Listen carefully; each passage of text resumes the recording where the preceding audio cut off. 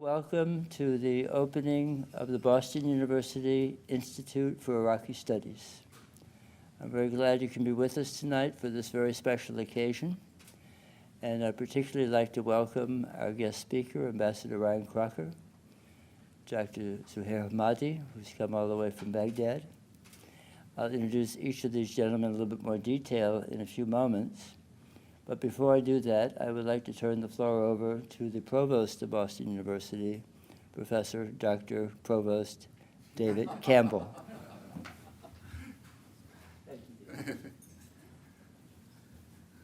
Thank you very much, Richard. I feel as if I'm in a German university with that many titles associated with it. On behalf of President Brown and all of our colleagues here at Boston University, I want to express our gratitude to the Independent Development Council of Iraq for its support to enable us to launch our new Institute for Iraqi Studies. This institute will be a critical addition to BU's multidisciplinary resources in studies in the Middle East and the wider Islamic world. It is most fitting that Dr. Zuhair Hamadi, who has played an active role in giving life to the Institute, is present this evening. Would you please join me in welcoming and thanking Dr. Hamadi?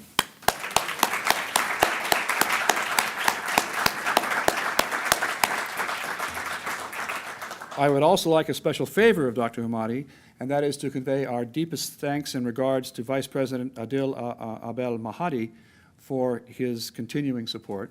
We look forward to welcoming the Vice President to Boston University in the very near future. Everyone in this room is very well aware of the recent history in relations between Iraq and the United States. We can never know whether the existence of an entity such as the Institute for Iraqi Studies might have altered that history by reformulating the debates that precipitated the U.S.'s decision to invade Iraq in 2003. But it is clear that, going forward, this institute will be a key resource to devote serious scholarship to better understanding this important country of more than 30 million people and to help guide future policy decisions, hopefully for both of our governments. By this time next autumn, the first Iraqi faculty fellow will be on campus here at BU, and I am sure that the Institute for Iraqi Studies will be well underway, on its way to promoting collaborative research and broader understanding of Iraq. I shall look forward to watching the Institute grow, and I am especially pleased to be here for the inauguration. While Iraq still copes with serious challenges and dangers, it is now possible to look forward to the day when Boston University students and scholars will be able to travel to Iraq to study and learn. Let us hope that that time is hastened by the work of the Institute and the understanding that it will promote and encourage. Finally, thanks to Ambassador Ryan Crocker for being here at our launching of our Institute. It is hard to imagine a more fitting speaker for this occasion. It is also hard to imagine a better individual to introduce both Dr. Hamadi and Ambassador Crocker than my distinguished colleague, Professor Richard Norton. Richard?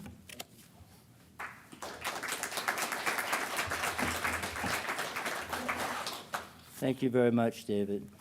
I have the pleasure of introducing two gentlemen this afternoon. First, I'd like to introduce Dr. Zuhair Hamadi, who's already been referred to. He's going to make a few remarks. Dr. Hamadi deserves credit for the creative spark that led to the conversation and the dialogue about creating this institute. That spark was initiated last year, about exactly a year ago, in Baghdad and al-Najaf in southern Iraq, the famous Shi'i city of scholarship. Dr. Hamadi is the executive director of the Higher Education Initiative in Iraq, and that's fitting because he also provided the original thinking and the imagination to create that initiative, which is intended to provide opportunities for now hundreds, but as time goes on, thousands of Iraqi students to study abroad, initially in the US and in UK, to earn both graduate degrees and undergraduate degrees. That initiative is enormously impressive, and as I've told a number of colleagues, I have seen very few programs that are run as transparently and as impressively as this one. So my congratulations for that, and I'm sure that many young Iraqis are going to be in your debt for that program. He's also co-chairman of the Fulbright Commission for Iraq, and indeed, Iraq has become one of the major Fulbright programs in the Middle East, and I think it might indeed be the largest one. So he's also played a key role in that regard. His efforts in terms of promoting international education were recognized by the Organization of International Education Specialists with the Cassandra Pyle Award just this year in 2010. In addition to all of these duties, and you're probably tired already thinking about how hard this man is working, he's a senior advisor to Vice President Dr. Adil Abdul Mahdi, and also an advisor to the Prime Minister of Iraq, Nur al-Maliki.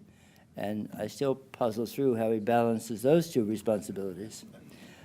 Previously, he was Secretary General of the Council of Ministers in the Iraqi transitional government of Iyad Alawi. So this is a man who's really made enormous contributions. He's an Iraqi citizen, but he's also a U.S. citizen, and indeed earned his PhD at Southern Illinois University, where he's also been on the faculty. And if I remember correctly, we're also on the faculty at the University of Kansas? Kansas State University, sorry. So without further ado, it gives me a real great pleasure to turn over the podium for a few moments to Dr. Hamadi, who has a few words for tonight's program.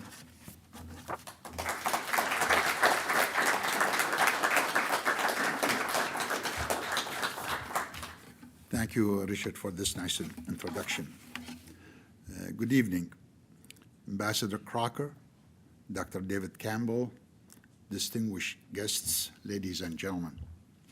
It's a great honor to stand in front of so many distinguished guests to participate in the launching of the Institute of Iraqi Studies at Boston University, one of the most renowned institutions of higher education in the United States. Many individuals here and in Iraq worked hard to get this idea translated into reality. I would like to take this opportunity to thank the Iraqi Vice President Adil Abdul Mahdi, who gave his total support to the creation of this institute. Also, I would like to thank President Brown, who saw the uniqueness of such an institute and provided full support. Special thanks go to Richard Norton, who worked on the details and translated the idea into reality. It is a great day for Boston University, and it is a great day for area studies in U.S. institutions of higher education. However, we must ask, why an Iraqi institute? What happened that made Iraq eligible to have an institute on its own? In order to answer this question, we have to look to the events of the past 2 decades. The U.S. and Iraq were involved in 2 wars in the past 20 years, the first in 1991 and the second in 2003.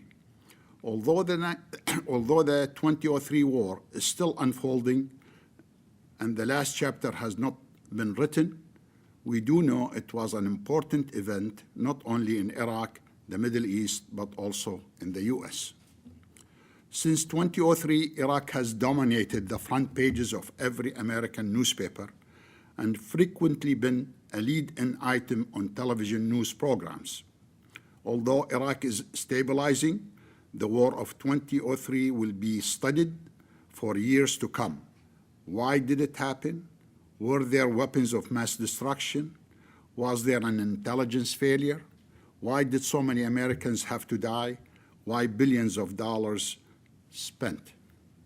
Ladies and gentlemen, Iraq will forever be a part of American history due to the war of 2003. And this war will be scrutinized for years to come. We need an academic setting to study, explore, and analyze all aspects of the war of 2003. Another reason for the creation of such an institute is that a new model of governance is being introduced in Iraq and if it succeeds, and I say if because the verdict is not yet in, it will definitely change not only Iraq, but also the Arab and the Muslim world, largely due to the two governance models currently available, military dictatorships and absolute monarchies now being discredited and will not last much longer. Another reason for having an Iraqi institute is that Iraq, and specifically the old city of Najaf, is the main center of Shia Islam, well equal to places like Al-Azhar in Cairo. For more than 1,000 years, Najaf has been the home of Al-Hawza, one of the most important concentrations of Islamic seminaries in the world. As an educator, I view Al-Hawza as one of the oldest continuous centers of learning in the world. It started in the 9th century as a school for Shia theologians who traveled to study theology, logic, philosophy, and languages, not through rote learning, but by vivid and intellectually stimulating Socratic methods. And this has been going on till the present day. As far as I know, there is not one center in the Western world that focuses on Shia Islam and the role they play in the development of their societies. Yet, their impact is tremendous. Witness the positive role that Ayatollah Sistani played in shaping the future of Iraq. I will not go on and provide more reasons why an institute is needed, because it is obvious that there is a need, and the launching of this institute will always be remembered as the turning point in the understanding of the war of 2003, as well as understanding Iraqi society and culture. Once again, I would like to thank everybody who made this possible. Thank you, and God bless you.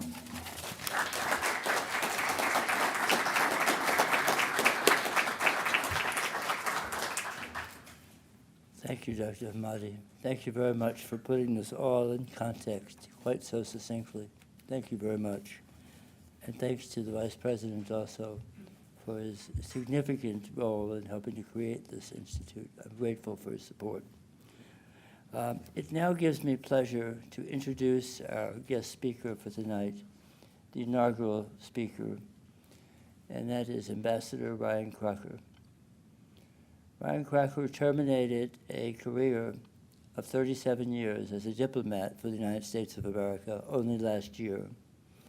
Throughout that career, I must say there is one question you could usually answer very easily. If you asked, where is Ryan Crocker, the right answer was usually not in Washington. If my calculations are correct, I think you only spent about 6 years of that 37 in Washington. 3 years, sorry. That's right, there was 1 year in Princeton, and yes, okay, very good. This is a man who has spent his entire career in places where you might not necessarily want to plan a vacation, at least when he was there. He served in 11 different Muslim countries, many of them during times of enormous challenge and during times of enormous risk and danger. He began his career in 1972, and his first assignment was actually, if I remember correctly, in Khorram Shah in Iran, in the last decade of the history of the Shah of Iran. Subsequently served in the Gulf and Qatar, served for a bit in Iraq, auspiciously, unfortunately, during the beginning of the Iraq-Iran War of 1980. And if I remember correctly, you played a very significant role in evacuating American diplomats and family members during that period. He served in Lebanon from 1981 to 1984. I first met him actually in Lebanon in 1981 when his office still stood. Before too long, 2 years later, in April of 1983, his office was destroyed. Thankfully, he survived, and his wife, Christine Barnes Crocker, who was working next door, thankfully survived as well. That bombing was, of course, an indelible moment for all of us, not least those who lived through it. And indeed, he continued to serve in Lebanon for another year. This was the period that followed the Israeli invasion of 1982. It was a period that began to give rise to a number of extremist violent groups, patterns of kidnapping, very, very difficult years for the U.S., and he was there as it was all beginning. Later, he served in Syria, in Egypt. In Syria in 1998, he and his wife had to seek shelter in their own home as their home was attacked by mobs of demonstrators protesting U.S. actions in Iraq at that time. He served as U.S. ambassador to Kuwait. He served, in effect, as the ambassador to Afghanistan, although he was, his title was the interim envoy to Kabul, if I remember correctly, and took up that post in 2002 and maintained his involvement in Afghanistan for the next several years. From 2004 to 2007, he was the U.S. ambassador to Pakistan during the last years of the rule of General Musharraf. Just before the fateful election of 2008 and, of course, the assassination of Benazir Bhutto. By 2007, his distinguished service was already recognized by the State Department and by the U.S. government when he was named a career ambassador, which is the highest honor that can be bestowed upon a diplomat of the United States. In 2006, I had the pleasure or the honor of working as an advisor to the Iraq Study Group. 2006 was a very difficult time. I'm very familiar with, if you will, the metrics, the data about all the violence that was going on during that time. At the end of that year, if you canvass the members of that study group, and if you canvass the advisors to the study group, very few would have taken bets on success in Iraq. But in 2007, Ambassador Crocker was asked by President Bush to become the U.S. ambassador in Baghdad, where he served with distinction for the next 2 years in partnership with his jogging partner, General David Petraeus. His distinguished career, not least his service in Iraq, was recognized by the President of the United States when he was awarded the highest civilian honor that the U.S. government can bestow, the Presidential Medal of Freedom. This is a man who's rock steady, cool, and tough-minded.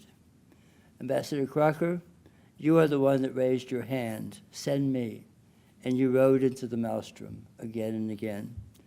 So I can't think of a more fitting way to end this conclusion, or this introduction, I should say, than by quoting a few lines from a song that I expected you've listened to jogging a few times. Iron Maiden's Brave New World album, the song is The Nomad. Those who see you in the horizon desert sun, those who fear your reputation hide or run. You send before you a mystique that's all your own. Your silhouette is like a statue carved in stone. Thank you for coming, Ryan, and thank you for delivering the inaugural talk.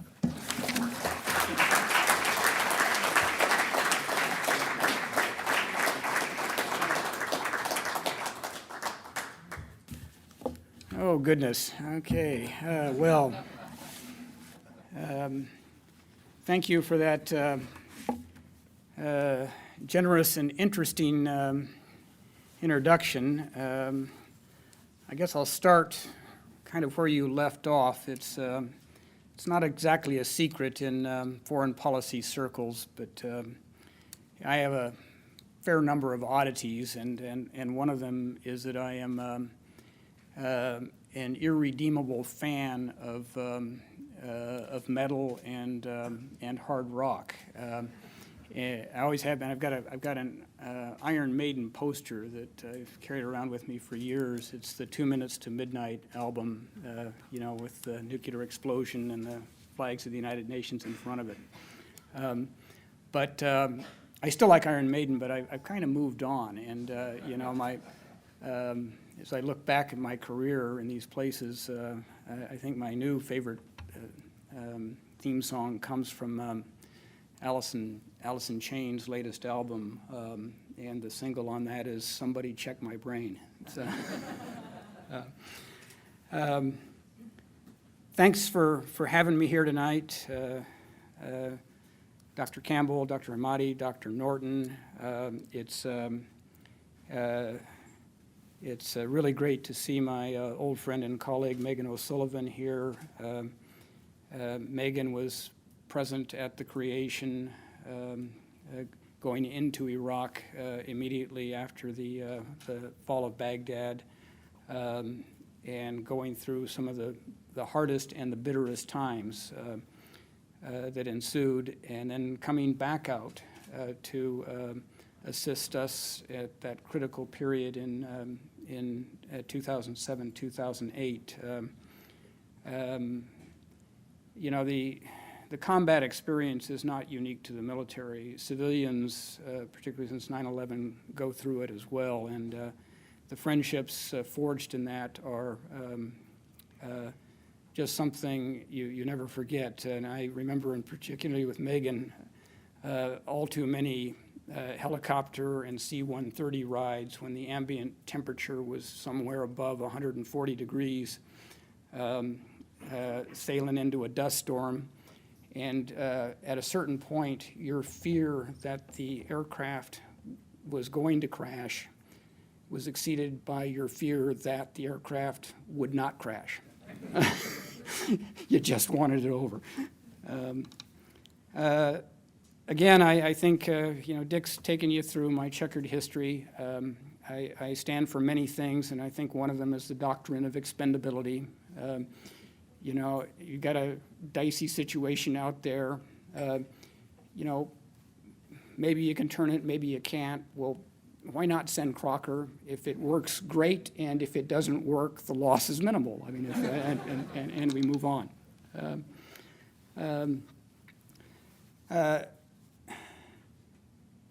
I do want to thank, again, Boston University for this invitation, and more importantly, this initiative. Not the first such bold initiative that the university has undertaken in this field.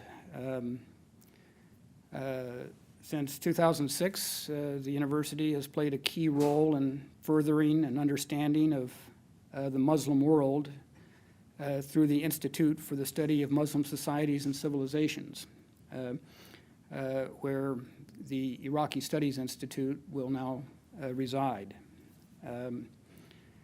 As someone who has been long engaged in this area, I would have to say there never has been a greater need for that understanding. At a time in this country when a debate over where to locate a mosque in New York City assumes a distinctly anti-Muslim color, and threats are made to publicly burn the Quran, and U.S. political leaders are all too reluctant to speak out, a forum such as this is critical not only to an informed understanding of the Muslim world, but frankly as an affirmation of our own values as Americans. It is an honor to be here for the inauguration of the Institute for Iraqi Studies. This is the first of its kind in the United States. And Dr. Hamadi, the Iraqi Development Council, of course, has been a primary sponsor in making this possible. I'm sorry that Vice President Adel Abdel Mahdi can't be here tonight. He is a great Iraqi nationalist who I have been privileged to work with for a number of years now. You, Dr. Hamadi, as Dick Norton brought out, have done a huge amount for higher education in Iraq, and now through the sponsorship of this institute to fuse the realms of higher education between our two countries. I've been asked to speak about Iraq the next 10 years. To do that, I'm going to have to do what Dr. Hamadi did and go backward before I can go forward.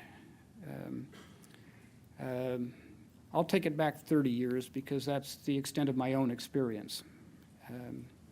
As Dick Norton noted, I was in Iraq as a young Foreign Service officer from 1978 to 1980. That was the period when Saddam Hussein formally assumed power in Iraq as president. I was there when the founder of the Dawa Party, Muhammad Bakr al-Sadr, was assassinated, along with so many others in that party. I was there when Cabinet Minister and Revolutionary Command Council member Saddam protege Adnan Hussein was summarily murdered for disagreeing with his boss. I was there at a time when my next-door neighbors did not dare exchange a word of greetings. I was there on the eve of the invasion by Iraq of Iran, as Dr. Norton notes. Later, I was in Kuwait as ambassador in the aftermath of Saddam's devastation and when he threatened a re-invasion of that country in 1994. I was back in Baghdad in 1998 with a special United Nations Special Commission inspection team. And there I met, among others, Saddam Hussein's notorious secretary, Abd Hamid, who openly bragged to me of his role in the murder of Saddam's sons-in-law, who had defected a year previously. I was standing with Abd Hamid and able to watch senior officials such as Tariq Aziz visibly shrink from him in fear. In short, I knew Iraq when it was the Republic of Fear, as Kanan Makia so aptly put it in his book. Fear from the top of society, from the Revolutionary Command Council itself, down to the lowest levels. He governed successfully through terror, through fear. Now, I mention all of this because I believe that Iraq's past, prior to 2003, and that is a past which most Americans have forgotten about, if they ever knew anything in particular about it in the first place. That past profoundly shapes Iraq's present and therefore its future. That legacy of fear is a great part of what makes things so hard in Iraq. It's why it is so difficult to get political compromises. It is why zero-sum thinking, all or nothing calculations prevail. Because compromise can mean loss and loss of a whole lot besides a political position. That fear, I think, still permeates all levels of society. The Shia fear the past, that somehow, some way, a tyrannical domination such as Saddam's is going to reassert itself over them. It's been that way for centuries. The Sunnis, in many cases, fear the future. What can happen to them as a community in Iraq in which they are no longer ascendant? And the Kurds, with their tragic history, fear both a past and a future. So what does all this mean for the next 10 years? When I was in Baghdad, I considered an extreme long-range prediction to be about 2 weeks. given the volatility of the politics. So looking out 10 years is a little tough. I'll start with the present. The broad political agreement announced by Iraq's leaders last week is clearly very encouraging, in large part precisely because it is broad. The prolonged effort to bring in all the major blocs, including Iraqi with its large Sunni representation, I think was very important. Because of the fears I've described, I do not believe that Iraq is at the point where governance by a narrow coalition, sort of half plus one, would be a desirable outcome. The tent needs to be large. All the major political factions fighting their legacies of fear need to feel enfranchised and included. There were some ups and downs with the last Iraqi government, with Sunnis withdrawing but then rejoining. And I think we're seeing here again that recognition, that effort, that governance must be broadly based. That said, there are at least two initial challenges, I think, to keep your eye on as we come out of the Eid holiday. And by the way, Eid Mubarak to all of our Muslim friends here tonight. One of them is whether, as appears to have been undertaken, proceedings through the de-Baathification process that found certain political figures ineligible will be reversed, and that indeed the entire de-Baathification process will be restructured and then eventually terminated. That will be one thing to watch. The second thing to watch will be the future of the National Council for Security Policies, which was a key condition for Iraqi's agreement to join the coalition, and in particular for its head, Dr. Ayad Alawi. What supporting legislation will it receive? What funding will it have? What mandate will it have as an extra-constitutional body? We have seen this before in a different form. The PCNS, the Political Council for National Security, again, created in part, again, to give a platform for Dr. Alawi, really never amounted to much because it had no legislative mandate. So watch those two elements. How quickly they are implemented, I think will have a major impact on this new coalition. So I've now given you the 2-week view. We've just got 9 years, 11 months, and 2 weeks to go, so bear with me here. Looking ahead, this new government will face major, even existential challenges that have effectively been on hold for pretty much the past year. The run-up to elections and post-election maneuverings really created a climate in which little serious thought or attention could be paid to these larger challenges.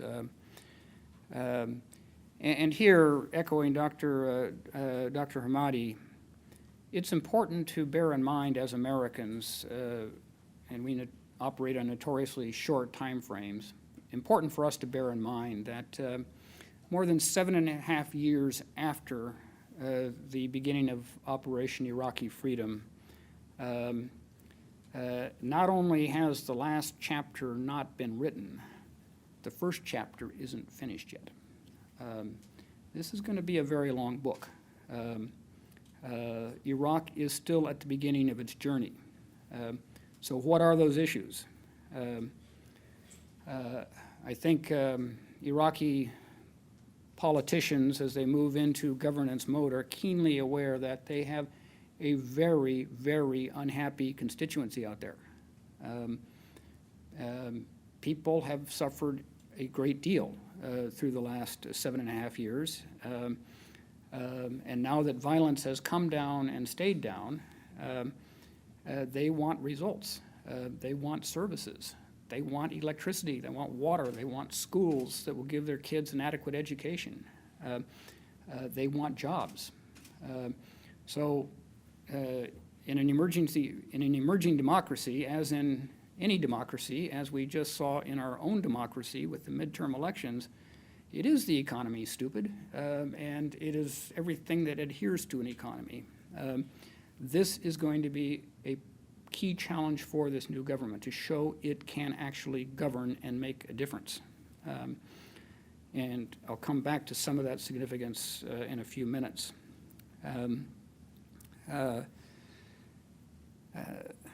There are huge challenges to the whole process of rule of law. Corruption is a major issue, and that goes back to the first problem. It undermines citizen confidence in their own government. Not easy to get rule of law right overnight. We didn't in this country. My wife is from Chicago, so I know all about this. Tammany Hall, notorious. I mean, through much of the 19th and even into the early 20th century, corruption and governance were almost synonymous, at least at the municipal level, in major American cities. It is a slow process, but I think the Iraqis are going to have to really accelerate it in their case. I think there is a popular impatience that has to be taken seriously. Terrorism and violence. Al-Qaeda in Iraq is far weaker than it was when I stepped off the helicopter in a warm night in March 2007, but they're still there, as we have seen. They are equal opportunity killers. We saw them in 1 week target Christians and then Shia pilgrims in the holy cities. The good news there is that in spite of Al-Qaeda's worst efforts, they have not been able to reignite Iraqi sectarian violence. But anywhere they can find space, where they can find inattention, where they can find weakness, they will seek to grow. They will certainly do that in Iraq. That will be, I think, a very high priority for this government with U.S. support to ensure that Al-Qaeda continues to be shrunk and is not allowed the opportunity to grow. There is the question of a unified oil law, the problem of refugees. As we have seen sectarian tensions subside between Arab Sunnis and Arab Shia, that has brought into sharper relief ethnic tensions between Arabs and Kurds. And those ethnic tensions are complicated not only by an often violent history between the two communities, but by unresolved institutional and constitutional issues. What are the rights and the prerogatives of a regional government in Erbil versus a federal government in Baghdad? And by the way, versus provincial governments in the rest of the country. What are these? These are states' rights issues. And we had a small issue with states' rights issues in this country when the framers of our Constitution and Bill of Rights decided to paper over those disagreements back in 1789, only to see them virtually destroy this country 7 decades later. So this new government and the government that will succeed it over this coming decade is going to be wrestling with a society very much under construction, dealing with absolutely existential issues. Now, how these issues are dealt with also will define the new Iraq, and overall I'm I'm somewhat encouraged. Al-Qaeda in Iraq is on the back foot. And increasingly, we have seen targeted operations against Al-Qaeda done by Iraqi forces with Iraqi intelligence with minimal or no U.S. involvement. They are figuring this out. In all of these debates, we have seen something that is very important. We have seen a commitment to a political process. There can be disagreements over the Constitution, but everybody has it in hand. So there are encouraging signs of a country and a people, I think, committed to working through some hugely difficult problems within an existing political structure and by political means. That's not to say we have arrived yet at that sun-dappled upland, because we haven't. So here are some of the things I worry about. Civil-military relations, both theirs and ours. I'll come back to ours in a minute. Much has been said about the wisdom or lack thereof of the early Coalition Provisional Authority decision to disband Saddam's army. Dr. Norton was very firm with me that we are not here to rehash the past, so having made that point, I will leave it to anyone who is interested in asking the question.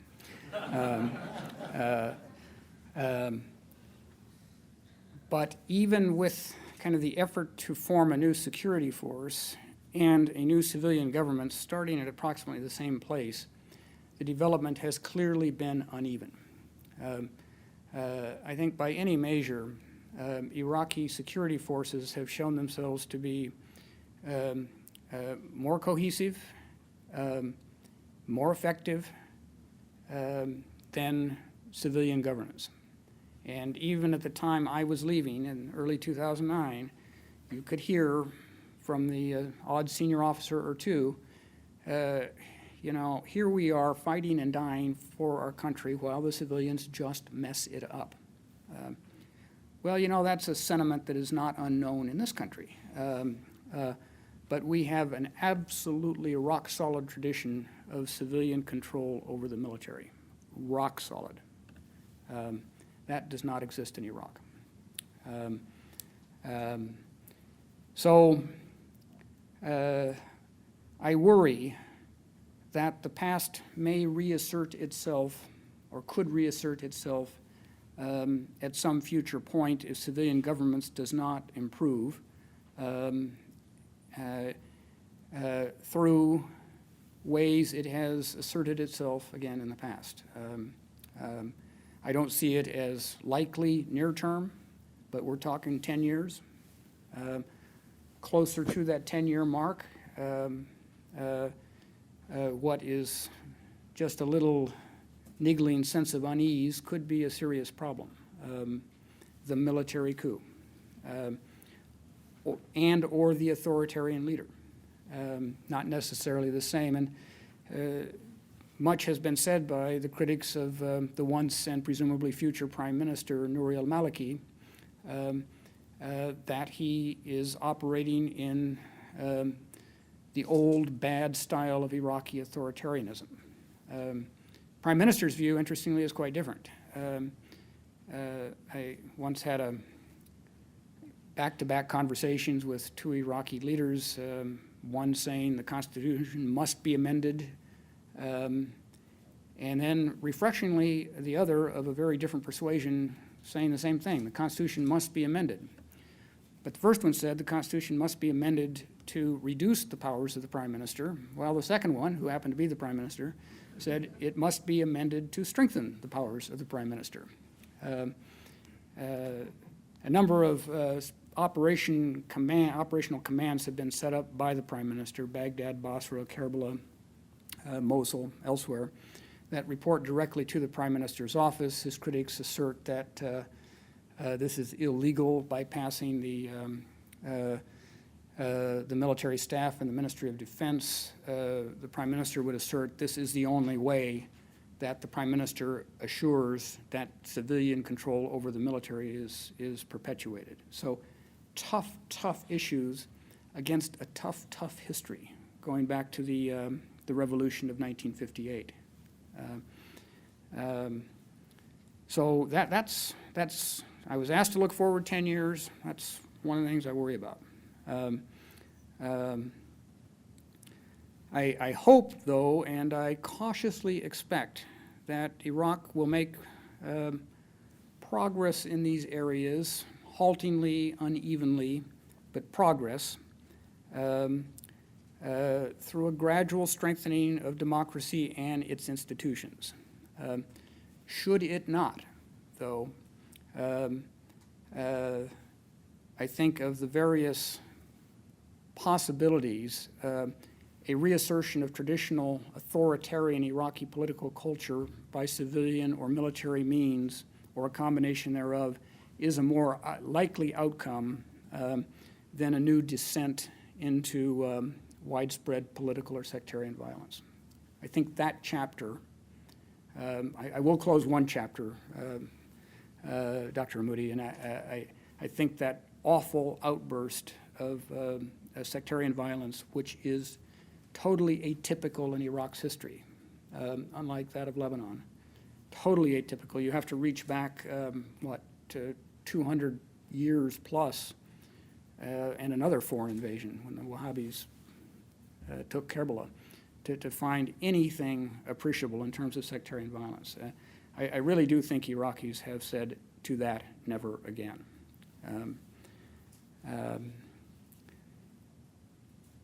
Iraq's challenges going forward, as you would have gathered by now, in my view, are difficult enough in their own terms. They will play out, though, in a very difficult neighborhood. I will not spend a lot of time on this, but just to go around the region. Iran has played a particularly difficult and problematic role. You know, it's interesting, a lot of people in this country, when they think about Iran and Iraq at all anymore, or know anything at all about it, say, well, you know, Iran is the Shia theocracy, the ruling majority in Iraq are Shia, therefore Tehran won and they give the orders in Iraq. Well, not exactly. That ignores the fact that Iran and Iraq fought a vicious 8-year ground war that the world really hasn't seen since the trenches of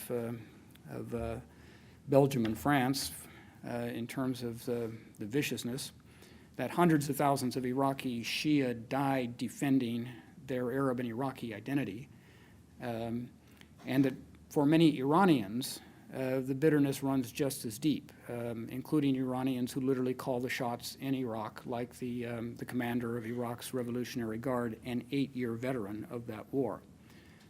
Some in the region say, for Iranian leaders like Qasem Soleimani, 1988 was just a truce. War's still on. Find a more propitious time, maybe this is it. So again, deep divisions, deep bitterness, deep divides, and you can carry that back as far as you want. Ottomans and Safavids. I mean, this is not new. How will these two states order their relations in the future? I would not be entirely pessimistic.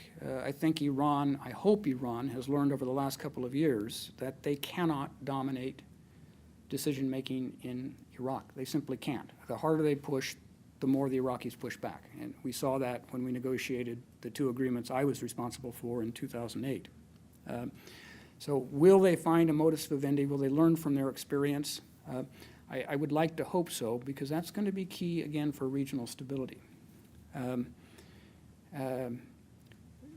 Turkey, again, a key neighbor.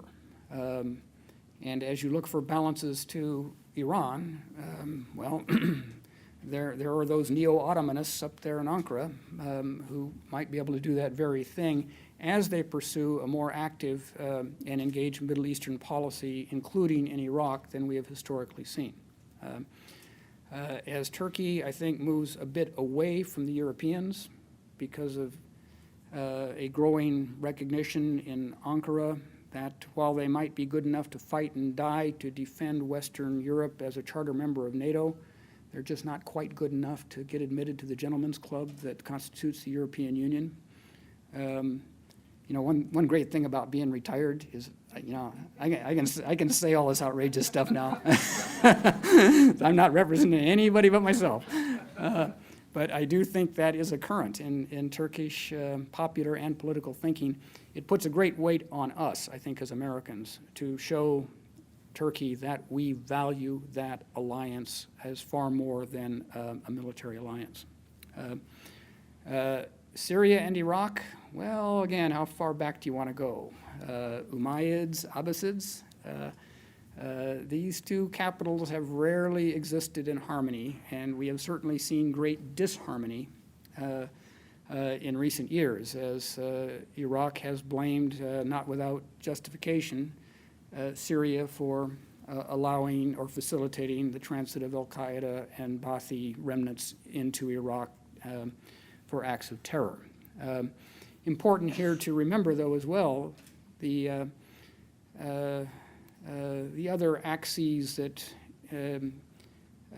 exist in this region, in my view, rock-solid strategic alliance between Tehran and Damascus, forged in the wake of the Lebanese invasion, or the Israeli invasion of Lebanon in 1982, solid, absolutely solid ever since. And, you know, we in state periodically would go through exercises, levers on Syria, how do you separate Syria and Iran? I'm certain they're doing that just now. They can actually pull out any one of my memos from 20 years ago. Theirs will say about the same thing, and it will go nowhere. Syria and Iran think they're on a roll in the region. They certainly are in Lebanon. Ahmadinejad standing on the Israeli border a few weeks ago brings all that into account. Again, Iraq between the two has a very difficult balancing act to try to perform. Elsewhere in the Gulf, I would just touch on the troubled Saudi-Iraqi relationship, certainly at the leadership level. Here's another one of those outrageous things that former diplomats can say. Having talked to the Saudi leadership, I sometimes think that deep in their thinking, the Iraqi leadership is guilty of one unforgivable thing, which I call GWS, governing while Shia. I think the sectarian element runs awfully deep as the kingdom looks at the new Iraq. How will this evolve over the coming decade? Well, here is a ray of hope. We who specialize in the Middle East for the U.S. government like to toss out little rays of hope every now and then so we can then beat them to death with large sticks later on, and somehow we feel better. I don't know. I think looking at how security architecture might evolve. The U.S. is deeply rooted in Gulf security, has been for a very long time. And one element that I think that is worth pursuing, if it has not already been done so, is to involve the least threatening aspects of Iraq's security forces in broad regional security issues. That would be the Iraqi Navy in elements such as Task Force 150, Task Force 151, that operate under rotating commands in and outside the Gulf. Just to, again, to have shipwriters from Iraq, to have Iraqi liaison officers posted to NAVCENT headquarters in Bahrain, which is basically a multinational affair, to start, again, a low-key security dialogue with GCC states that could, over time, bring in Iran. Not, in my mind, unthinkable if you're talking about a 10-year period. But now is the time to be thinking about those things. Kuwait, I think, a special case. What I hope is that the new Iraqi government and the old Kuwaiti government, separately or together would be nice, separately is more likely, come to the U.S. government and say, we cannot work our problems out by ourselves. You got to help us. What are the problems, broadly speaking? The Chapter 7 resolutions of the Security Council under which Iraq still labors, the requirement for payment by the current Iraqi government of reparations to Kuwait because of the depredations of the former Iraqi government, and on the Kuwaiti side, unresolved border issues that make them extremely nervous. You know, I have seen good friends in the Iraqi government come back from unsuccessful missions to Kuwait saying things along the lines of, you know, Saddam was an unredeemable son of a bitch, but you know, he may have been right about Kuwait. Again, persistence of political culture, the weight of history that carries forward as well as pulls back. The problem of Kuwait did not start with Saddam. Didn't even really start with Abdul Karim Qasim. I mean, that started back with the Iraqi monarchy. This would be a great time with U.S. help for those two countries to try to come to a permanent set of solutions. Again, we're going to have to do it. They can't. And that, finally, you'll be happy to know, brings me to the last thing I'm going to talk about, which is the role of the United States in all of this. We negotiated two agreements my second year in Iraq, the security agreement that got the most focus, and then the strategic framework agreement. The security agreement calls for all U.S. forces to be out of Iraq by the end of 2011. What I think may happen when a new government is formed is that government may come to the U.S. government and say, hey, you know that security agreement that idiot Crocker negotiated back in 2008, said you all be gone by the end of 2011? Why don't we relook that? Maybe that is just a little bit too soon. You're not in a combat role anyway, but you are an assurance. You're an assurance to all Iraqi parties that those primordial fears will not be realized with the Americans on the ground. It's also a guarantee to Iraq as a state in a very rough neighborhood. We're just going through the process for their new major weapon systems. Iraq does not have main battle tanks. Iraq does not have combat aircraft. Iraq does not have significant artillery. Well, everybody else around them does. Not a great time to be uncovered in that part of the world. So I think there is a chance the Iraqis may make that request. It will have to come from them. And I'm pleased to see that Secretary Gates is already on record saying that if they make such a request, that would receive a very positive hearing in Washington. So that's, I think, one element, a possible modified Korea model going forward, where we are there in some numbers, we do extensive training, we are there quietly,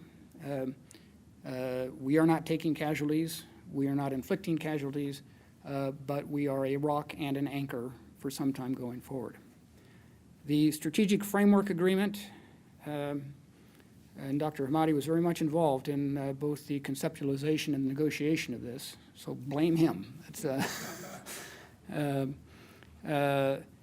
That is where I see the architecture of the long-term U.S.-Iraqi future, because the Strategic Framework Agreement literally is the framework for Iraqi-U.S. cooperation across the board, in economics, in trade, in diplomacy, in science, in technology, and in education.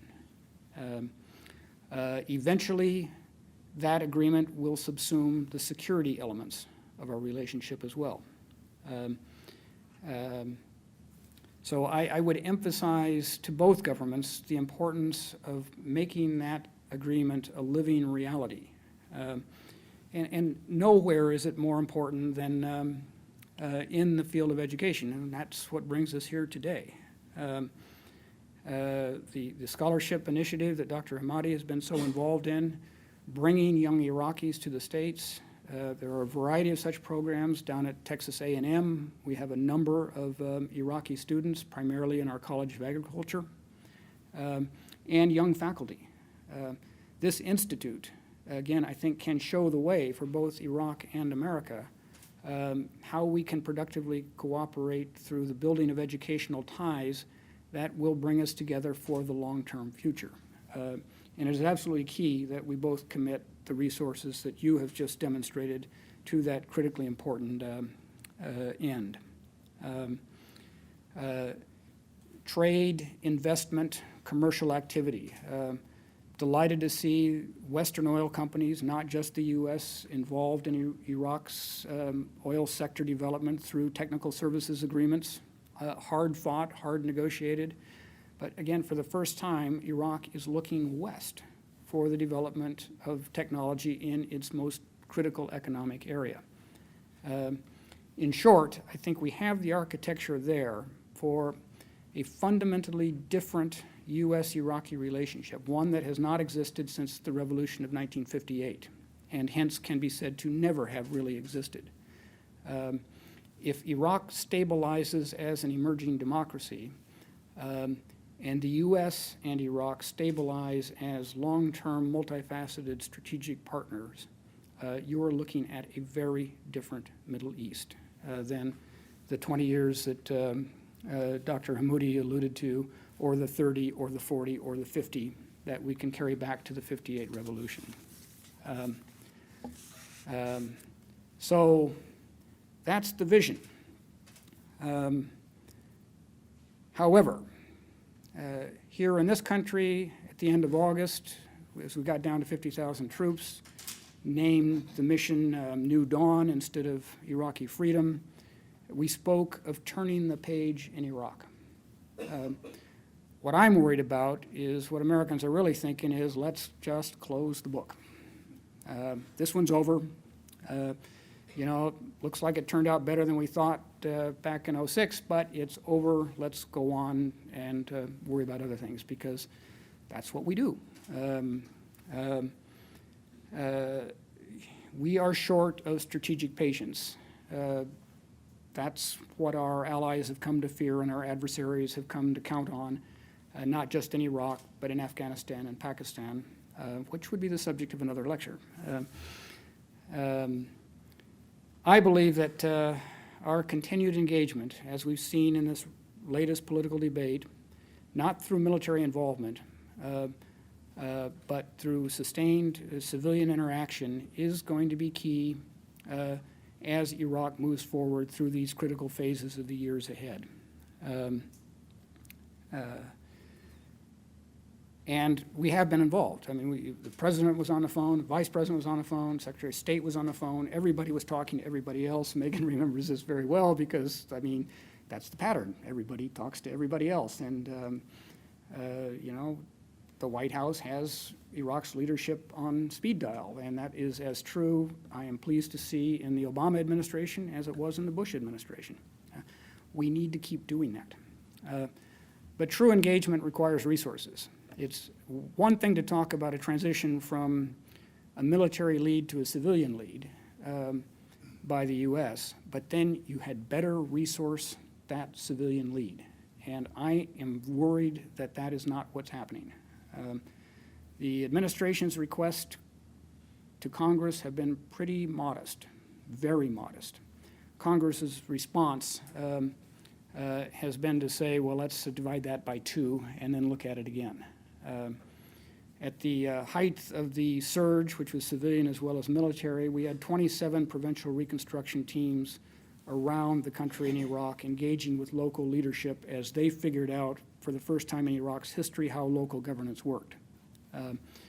The administration's proposal going forward is that we will have 5 staffed locations outside of Baghdad, and Congress isn't sure it wants to pay for that much. So I would leave you with just this final thought that while it is obvious that Iraq's future is in Iraqi hands, we do play, as we have played in the past, I think a pretty critical role. We have to decide, I think, as an administration, as a Congress, and ultimately as a people, do we want to sustain the engagement? But I would tell you, I think the prospects for that slow, incremental progress that I laid out as a hope and an expectation for Iraq in so many existential issues is going to be a direct or indirect function over how engaged we want to be. And again, I commend this university, I commend you, Dr. Hamadi, for taking a very important, not just symbolic, but significant step in answering that question in the affirmative by establishing this institute, which will foster sound scholarship in both countries and help us remind all of us of why this is so important. And having now droned on at excruciating length, I am prepared to take questions if questions are in order. So.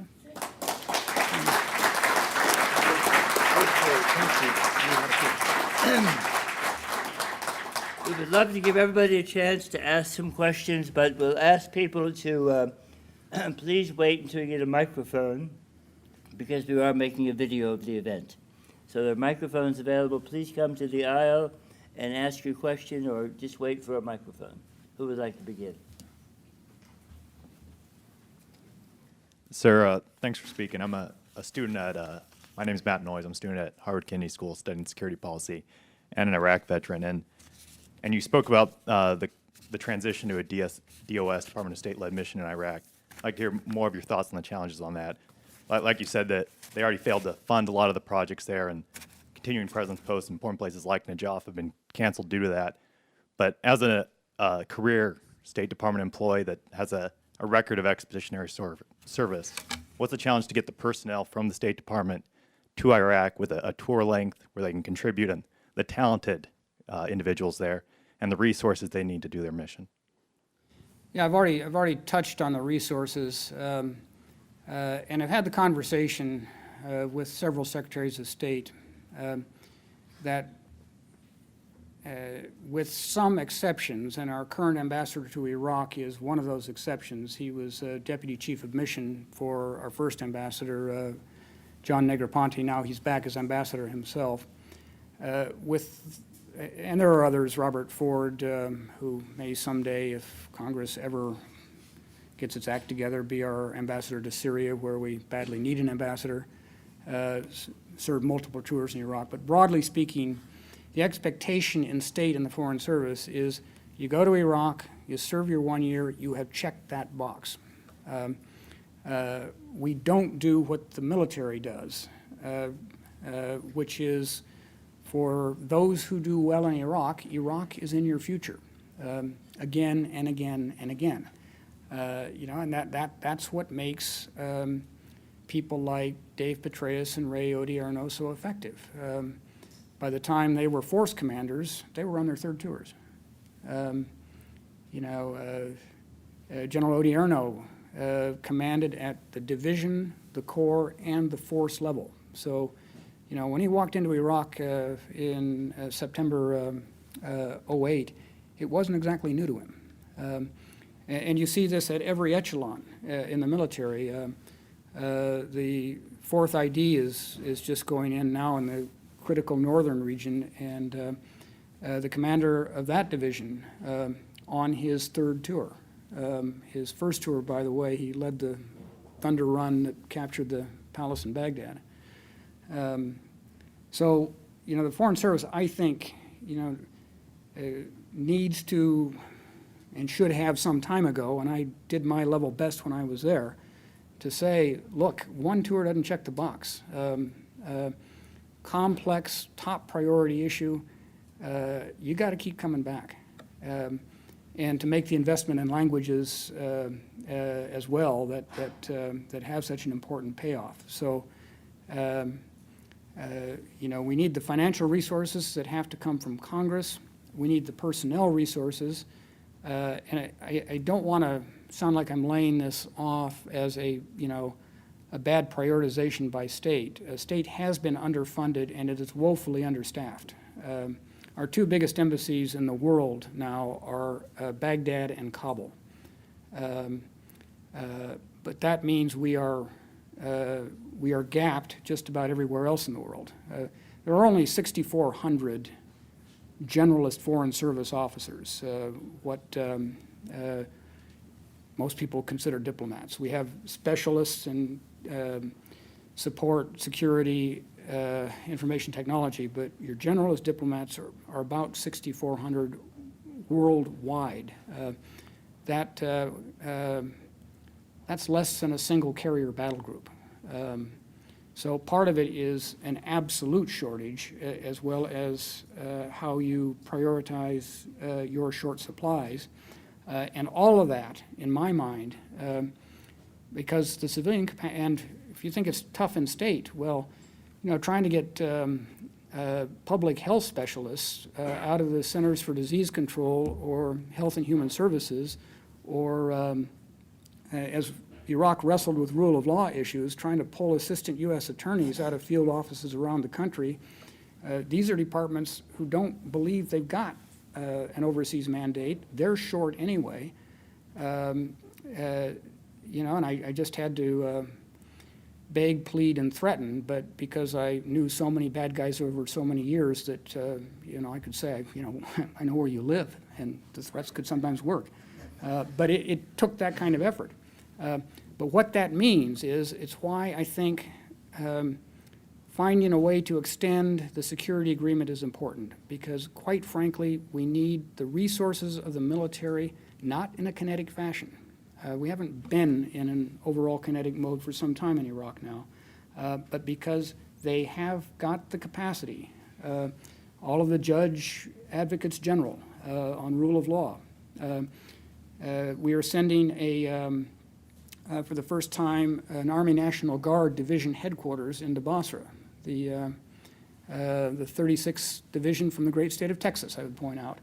And this is something General Odierno and I worked out before I left, because as citizen soldiers, they've got the skill sets to do a lot of things that need doing that state isn't going to have the capacity out of a single consulate in Basra to do. So, that's just the hard reality. We do not have, and I do not foresee us as having anytime soon, adequate civilian resources to fully staff major contingencies like Iraq, Afghanistan, or even Pakistan.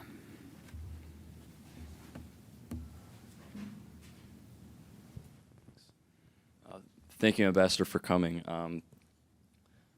I'm privileged to be in Professor Norton's Middle East class on political reform in the graduate school and the International Relations Department. And the question that I have for you is on the transition to democratic practices in Iraq. And in so doing, I'm going to bring in the CPA Decision Directive number 1 that you previously mentioned and ask you how that affected the political allegiances throughout Iraq, and how that contributed to the results that we saw in the elections in 2005 and again in 2009 and just last year. Let's see, was 1 military and 2 debath, or was it the other way around? Other way around. Debath first. Debath first, yeah. Yeah, again, the weight of history. And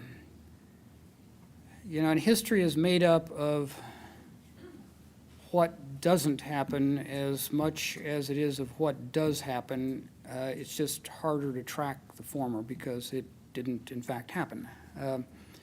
But, one thing that weighed on me, because I was part of that early effort, not as early as Megan, but came out in mid-April to do an event in Nasiriyah, was back in early May, and stayed for the next several months as we established the governing council. So I have some familiarity with it. What weighed on me at this time was, again, Iraq's own history, and particularly Iraq's history with the British at the end of World War I, where, you know, at the risk of gross oversimplification, the British allowed themselves to be portrayed not only as an occupier, but as an occupier that was preserving the old ascendancy. Nothing was going to change. You were just going to have, in addition to those Ottoman overlords, you were now going to have British uniforms delivering the directives. And you got a Shia revolt. And it took the Brits basically a decade to put down that revolt. As we looked at the new Iraq, the one thing I was absolutely determined we would not have, we would avoid, was going to be another Shia revolt. We almost got it anyway with Sadr in 2004. You know, I would argue, and Dr. Otto and I had these conversations in 2003, that had we played cards differently, we could have come up with the British problem real early on. A lot of mistrust of the United States over 1991 when we called for the Iraqi people to take their future into their own hands. And Iraqi Shia and Iraqi Kurds did just that and got it in the neck while we stood by. De-Baathification was part of that. And it's why I went through that long introduction of my own experience with Saddam's Baathified Iraq. You know, it's hard for us in this society to imagine the horror of living in that society. But I would suggest that the de-Baathification decree and making it a top priority was absolutely critical for all of those who had suffered under it. There were lots of exceptions written into it. It was aiming at the top willing cadres. It was not aimed at lower levels. It was not aimed at those who had to join the party for employment or professional advancement. There were all these exemptions in that decree that allowed for it. The problem was in the implementation. The decision was that this would be an Iraqi process, not an American process, and clearly it was excessively vindictive. That is why I think it is going to be important to see what Parliament does to translate what seems to be a general political agreement that led to this broad coalition we saw announced last week, to actually translate that into a winding down of de-Baathification, because it's still out there. So watch what happens to people like Salah al-Mutlaq, whether he emerges with a clean bill and is able to play a political role. And I would have to say there are many in Iraq who would argue that's the beginning of the end. You know, that's how the Baathi boot gets back on our neck. Again, it's why I talked about the legacy of fear, because it is still deeply felt, very intense, felt in different ways by different communities. But again, what I have heard of this discussion as to the possibility of a decision that 7.5 years on, this is enough, and we are going to sunset this, and in the meantime, we are going to lift bans that have been put in place. That's why I alluded to it right at the beginning, saying an important test of where this coalition is going and how rocky a road a new government's going to have in these early weeks.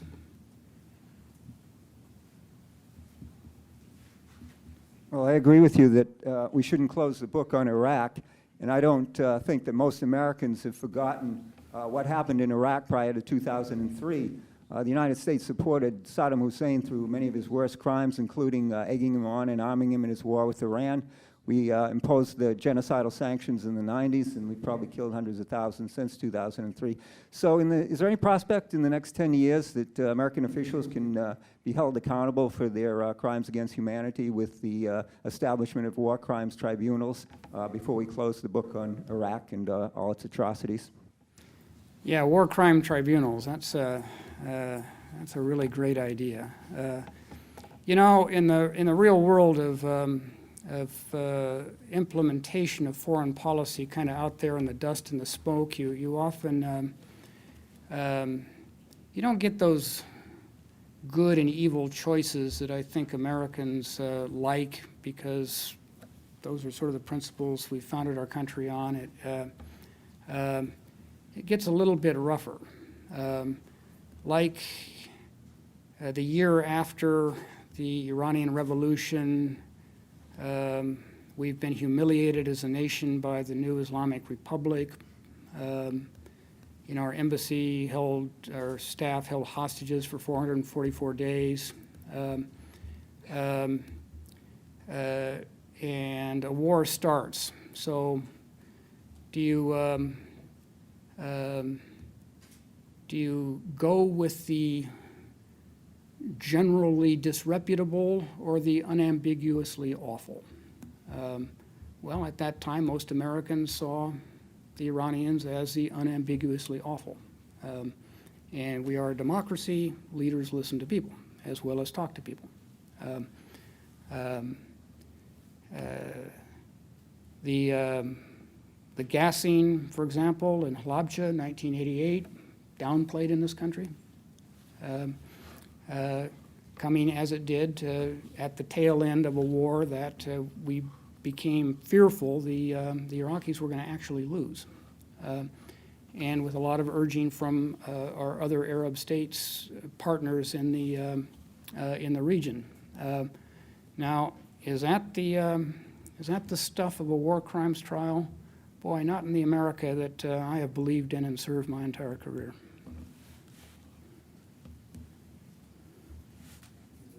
Thank you, Ryan. This has really been a splendid opportunity to inaugurate the Institute. I'm very, very happy that you were able to change your schedule, contort your schedule really, to spend this time with us. And thank you for your really first-rate talk and for being able to address a number of questions across the spectrum. So thank you very much for coming to Boston. Good luck with the Institute. Thank you very much.